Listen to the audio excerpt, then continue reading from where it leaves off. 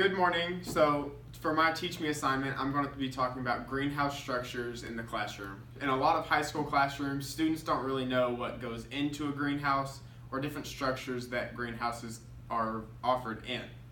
So to start my assignment, for their warm-up activity, I would do a quick 5-minute quick write session to allow students to be engaged and understand the objective for the day.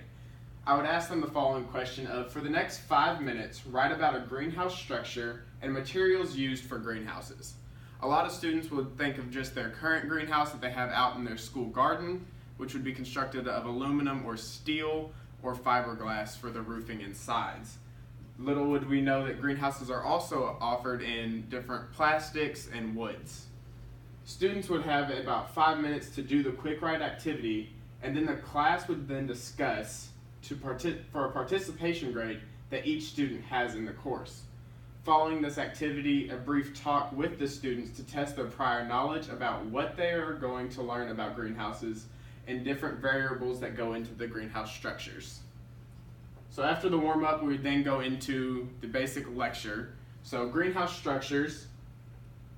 First, we just start off with what is a greenhouse? So according to dictionary.com, a building, room, or area, usually of glass or some transparent material, in which the temperature is maintained within a desired range, used for cultivating tender plants or growing plants out of a season. So students would then probably have to memorize this sort of information for a test or an exam or a quiz, which we would have the next day in the lecture. So then, following the definition of what a greenhouse is, we'd have to discuss the history of greenhouses. So why is this relevant is because greenhouses haven't always been this state-of-the-art facility or this massive thing that is just in the back of the school. So Romans first created with the construction of the first greenhouses in 30 AD because the emperor desired a specific fruit that wouldn't grow in the surrounding climates. Then we'd move later on, and the first modern greenhouses were built in the 13th century by Italy. Charles Bonaparte is credited for the first practical greenhouse to grow tropical plants in Holland for medical uses. So by students understanding this, they're getting prior or learning previous knowledge of where did greenhouses come from, why is this relevant. Then we would move into the 17th century where this would be more relevant to the structures of greenhouses. Is in the 17th century brought advanced technologies with improvements of producing glass and construction techniques.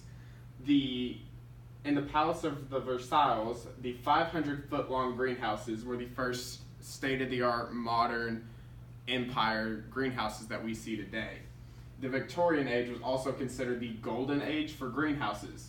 Now, why is all of this relevant is because the timeline of which greenhouses came about is very important to understanding the methods and techniques that we use today in greenhouses. So it started out as something very small, is now grown into something very large. So then, following the history, we would move into a few different types of greenhouses. So we'd first start off with the concept greenhouses, and it's a very simple to use greenhouse that is common in many backyards, family backyards. It includes a semicircle structure frame, and then students would be able to look at the picture at the same time. It can be constructed out of PVC and wood. Now, by understanding what it is constructed out of will relate to the activity following this lecture.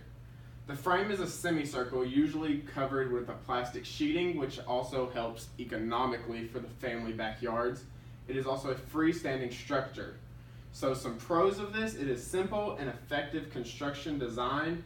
To use the plastic sheeting reduces the overall design costs substantially. So if it's in your backyard and you're paying for this out of your family budget, you don't want something that's very expensive that you would see at a school district.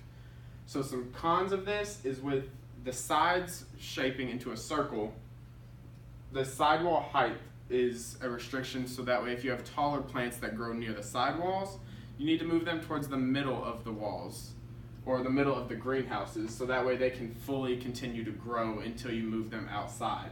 The ideal location for this would be an open field or backyard with a north-south orientation. So then the next greenhouse that we would discuss is the ridge and furrow greenhouses. So here you just have a simple greenhouse that you see in many schools. Over here you would see ridge and furrow, where it's basically a detached greenhouse multiple times in a row. This is very popular in the business industry of greenhouses, where producers have several greenhouses lined up next to each other. So this is one of the most common due to its simple construction with the post and rafters. This design is among the strongest with the rafters leading support to the roof. As the design is top heavy, the frame must be footed, which will increase the cost relative to other design operations. So this wouldn't be something that is in a family backyard. It's not going to be something that you would drive down the street and this family would just have massive amounts of greenhouses in their backyard, just because it's not economical. So some pros of this: it's simple, it's straightforward design, maximizes the use of space along the sidewalls, it's more effective with air circulation as well. A few cons are it requires more material, wood and metal, versus other designs, and it's also very expensive. The ideal location would be a large open field with a south facing.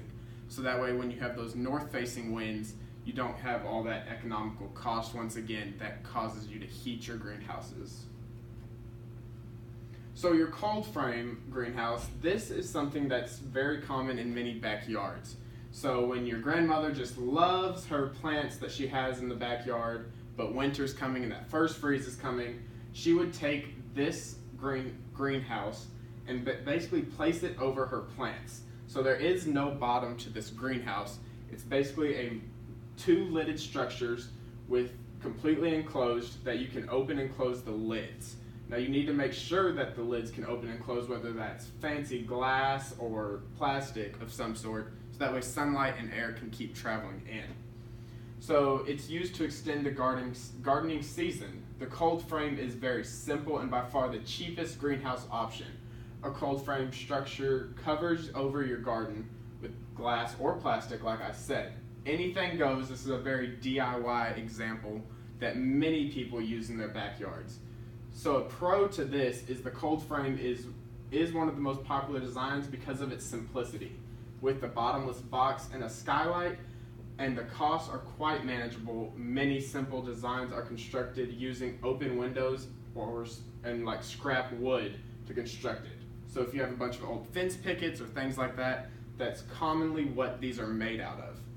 A few cons is the main disadvantage of the cold frame is overheating, just because people simply don't remember to lift the lids in this type of greenhouse setting.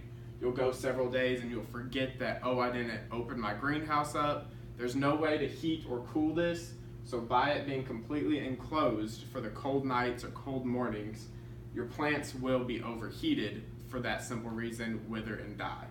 So you have to make sure that you are very cautious of using this, so that way your plants still go through the full life cycle. So another very common one is the A-frame, shown right here in this picture. One of the most common greenhouse structures. The key advantage is the simplicity of the design and maximization of materials versus the other similar structures, such as the posts and rafters. The popularity really falls on the simplicity of combining the roof and sidewalls, so that way it's more economical. So people who live up in the northern parts of the country, lots of snow, they always have problems with snow getting on the roof. By it being just a simple triangle, the snow would then just slide down towards the bottom. It's typically made out of glass, however, ridged polycarbonate glazing panels are now being used in many kits, lowering the overall cost. So when it says kits, you can order this off the internet and have your husband or you put it together in your backyard. So basically it comes in this massive crate and you simply assemble it as the instructions would say. A few pros of this is simple, straightforward design, less material used relative to the post and rafter design. A con is the narrowing sidewalls limits the functional use of the entire greenhouse footprint.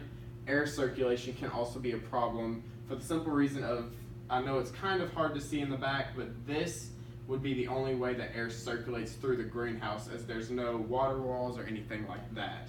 The ideal location would be an open field, small backyard. Another greenhouse structure that we're going to discuss is the lean-to structure or attached greenhouse. So basically this greenhouse is attached to your home. This also helps tremendously with the heating cost, as the heat that comes out of your house also goes through those walls to help heat your greenhouse. This greenhouse shares a wall with your residence, traditionally built off the back of the home because not many people want them facing the street to where people can see them, but can be built on the sides depending on the orientation of your home. So you don't want it facing north just because of the north-facing winds. So the ideal location of your house, how it is structured, will very much so depend on how you put this greenhouse on your house.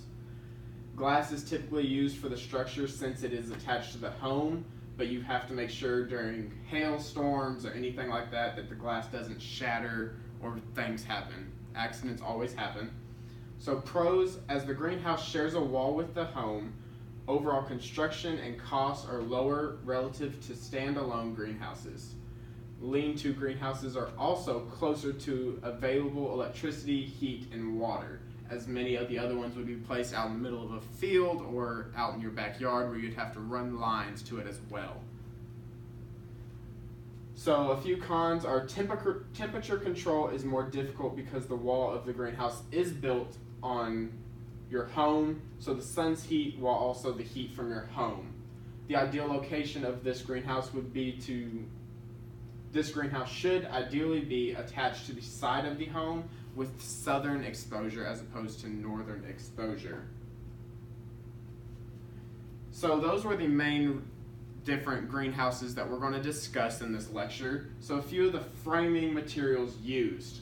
So aluminum and steel are very popular to use, as well as wood and PVC. So aluminum is very low maintenance material. It doesn't rust or break down from exposure, while wood, you have to be cautious that the wood could rot with the extreme moisture that are in greenhouses, as well as when water pools up at the base of the A-frame greenhouses, you have to make sure that those greenhouses don't wither, but you can apply different things to that wood to where the moisture doesn't rot them out as quickly. So when covering your greenhouse, most common one is going to be glass, but the more common things of using the ridged panels or fiberglass or acrylic are becoming more and more popular for the economic cost of greenhouses. Because greenhouses are so expensive, using these cheaper methods is becoming more and more popular, not only at homes but in schools and everywhere else that greenhouses are used. So following the lecture, we do a hands-on lab activity, so gingerbread greenhouses.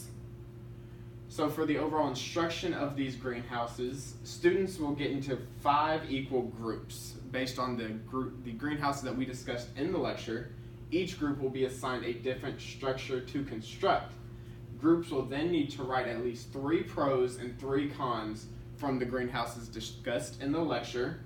We will then present this to the class to test the knowledge retained from the lecture. So this is an example that we did of the basic greenhouses. So when you have the ridged and furrow, every group will get the same amount of material. They would just take the backing of it and place it next to the side and have both sides on the outside as well. Now the roof wouldn't be fully complete, but the students would get the overall concept of what they're supposed to see, and then as well as it's a fun hands-on activity for students who have behavioral issues. They need something hands-on. For your gifted and talented students as well, students who work faster and get the assignment done, you could always tell them, well, let's look into some more cons of why this greenhouse wouldn't quite work in the local community of Stephenville and Erath County.